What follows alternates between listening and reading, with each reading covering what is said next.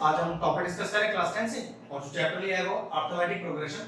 एक 4 मार्क्स का बहुत ही बेहतरीन क्वेश्चन लिया है, ध्यान से देखिएगा। क्वेश्चन क्या कह रहा है कि find the sum of two middle most term of the given series.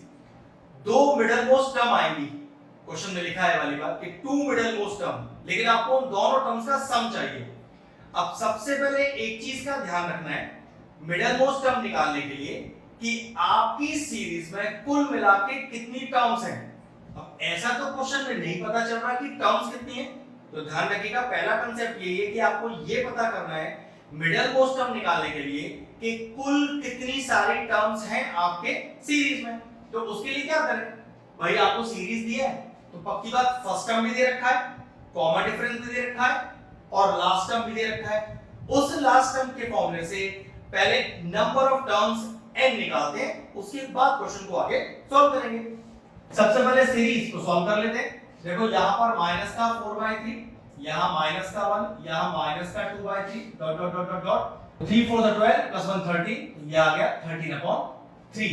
अब सीरीज में फर्स्ट टर्म कॉमन डिफरेंस लिखते हैं, तो सबसे पहले लिखेंगे फर्स्ट टर्म।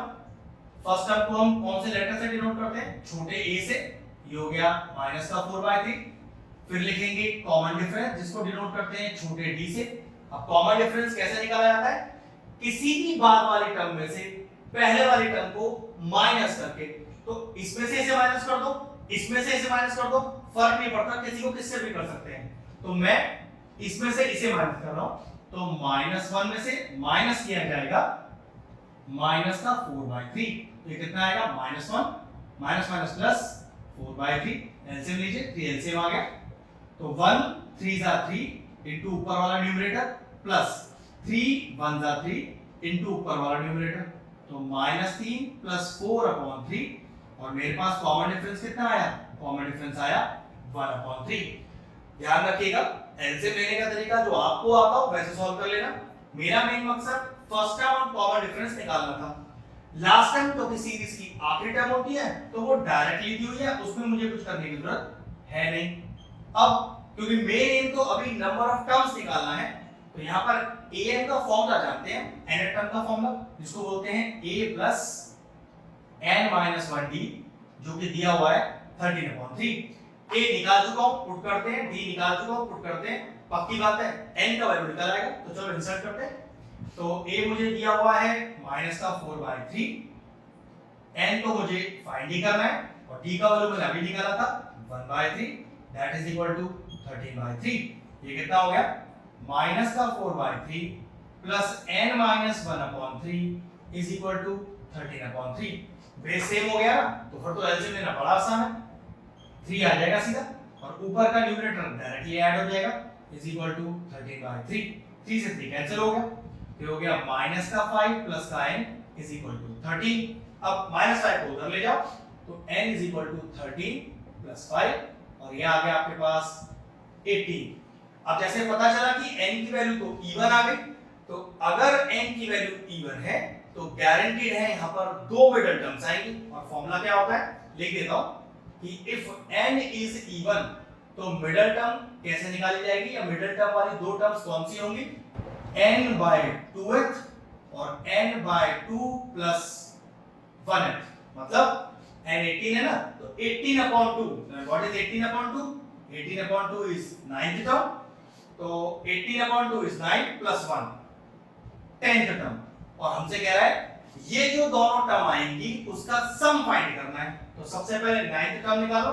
फॉर्मूला तो a9, फॉर्मूला तो यही है a plus n-1d, a plus n की जगह 9, n की जगह 9 तो 9 - 1 8d, भाई पता तो अपने को a भी है माइनस का 4/3 प्लस 8 into d, पता d भी है, तो चलो कितना आ गया, तो माइनस का 4/3 प्लस का 8/3, क्योंकि बेस सेम है तो बेस तो एज इट इज कॉपी कर दिया जाएगा एलसीएम निकालने के लिए, और ऊपर वाला न्यूमरेटर भी as it is copy.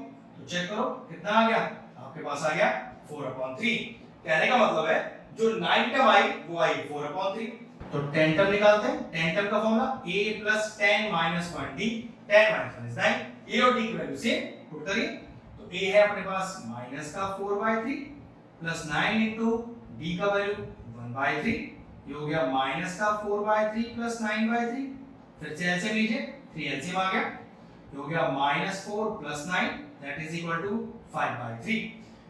9 term आ गई 4/3, 10 टर्म आ गई 5/3। क्वेश्चन में क्या कह रहा है कि भाई हमें इन दोनों टर्म्स का सम चाहिए, तो भाई सम निकाल देते हैं।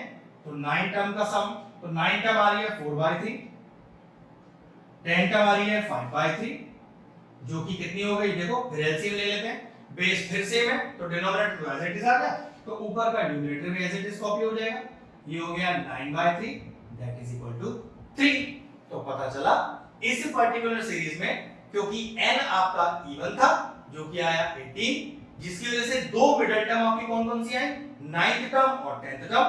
9th टर्म आई 4/3, 10th टर्म आई 5/3, और हमसे क्वेश्चन में उन दोनों टर्म्स का मांगा है सम, मैंने सम कर दिया और आंसर आ गया 3।